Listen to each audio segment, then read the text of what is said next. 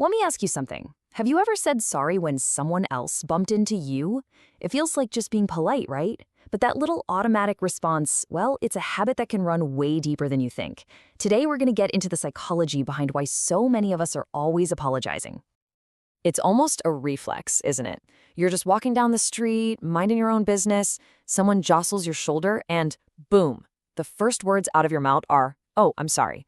It is such a classic example. And hey, if that sounds familiar, you are definitely not alone. And this reflex, it's not just for physical bumps in the street. It shows up everywhere. We say sorry for asking a perfectly valid question in a meeting.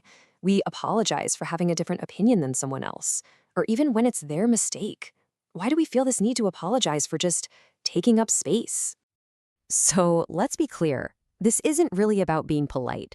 What we're talking about here is the sorry reflex, a habit so deeply ingrained that it can actually start to work against you.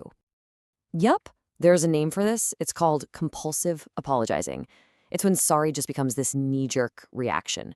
And here's the real key. It's not actually about feeling genuine remorse. It's usually about seeking reassurance or trying to smooth over a conflict that, honestly, might not even exist in the first place. So, what is really going on here? Why do we do this? To really understand the sorry reflex, we have to look under the hood at the psychological drivers that are fueling it. You see, these things don't exist in a bubble. They're all tangled up together. For instance, low self-esteem can easily lead to people-pleasing because you're looking for that validation from others. And that often creates this deep anxiety around any kind of conflict, a fear that might go all the way back to past experiences, like maybe being harshly criticized for tiny mistakes as a kid. It's a really powerful cycle.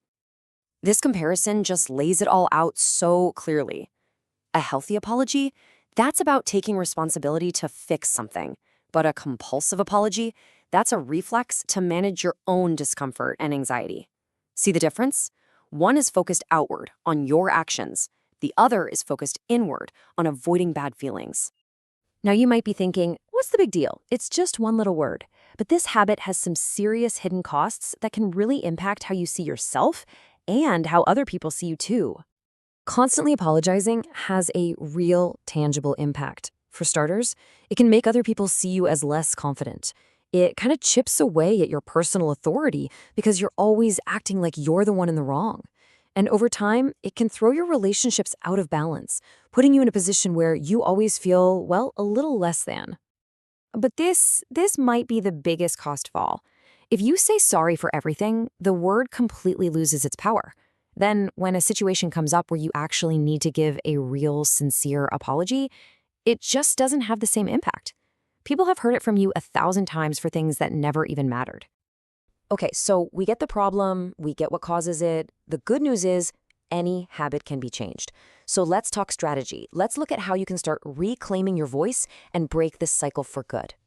It all starts with a simple 3-step process. First, just pause. That's it. Create a tiny little gap between the impulse to apologize and actually saying the word. In that gap, you assess. Ask yourself, wait, did I actually do something wrong here? If the answer is no, then it's time to rephrase. And that third step, rephrase, is where the real magic happens. We're calling this the power of the swap. Instead of that default apology, you consciously choose a better, more empowering alternative, usually by using gratitude or just being more direct. Let me show you how it works. This one's a classic. Instead of saying sorry for the delay, which puts all the focus on your mistake, try flipping it to thank you for your patience. See that? This simple swap acknowledges the other person, it shows gratitude, and it frames the whole interaction in a much more positive and confident way. We've all done this one. Sorry to bother you. It instantly puts you on the defensive, but a simple swap to a direct, respectful question like, is now a good time? It shows you value their time, but it also shows that your reason for being there is valid and important. Ooh, this one is so crucial for your confidence. Instead of undermining yourself with, sorry, this is probably a dumb question, just state your need directly. Can you clarify something for me? You're not apologizing for being curious. You're just confidently asking for what you need to understand. That's a huge shift. Look, breaking the sorry habit isn't about becoming rude or inconsiderate, not at all. It's about becoming intentional. It's about using language that builds your confidence instead of tearing it down. So I'll leave you with this to think about. What could you achieve? How would people see you differently if you saved your sorry only for when it truly, truly mattered, making it rare, powerful, and always meaningful?